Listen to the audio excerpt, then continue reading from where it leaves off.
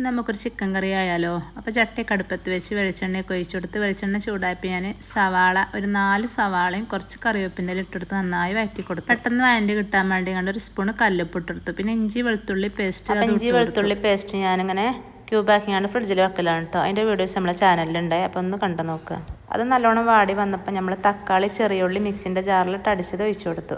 അത് നല്ലോണം മിക്സ് ചെയ്തിട്ട് മഞ്ഞൾപ്പൊടി, മുളകും പൊടി, മല്ലിപ്പൊടി, പെരുംജീരകത്തിൻ്റെ പൊടി അതാണ് ഇട്ട് കൊടുത്തത് കേട്ടോ. പിന്നെ കുറച്ച് ചിക്കൻ മസാലയും 2 ടീസ്പൂൺ കാശ്മീരി മുളക് പൊടി അതും ഇട്ട് കൊടുത്തേക്കണം. അപ്പോൾ ഇതിൻ്റെ ഫുൾ വീഡിയോ നമ്മളെ ചാനലിലുണ്ട്.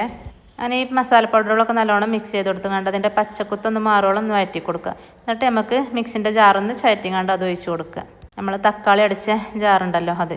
പിന്നെ പാകത്തിന് ഉപ്പിട്ട് കൊടുക്കുക. പിന്നെ പച്ചമുളക് അത് ഇട്ട് കൊടുക്കുക. അങ്ങനെ ആ മസാല തിളച്ച് വന്ന് നമുക്ക് ചിക്കൻ ഇട്ട് കൊടുക്കുക. അപ്പോൾ ചിക്കന് മഞ്ഞൾപ്പൊടി, മുളകും പൊടി, ഉപ്പ് ചേർത്തുങ്ങാണ്ട് കുഴച്ചെടുത്തുങ്ങാണ്ട് ഒരു മണിക്കൂർ റെസ്റ്റ് ചെയ്യാൻ വെച്ചതാട്ടോ ഇട്ട് കൊടുത്തത്.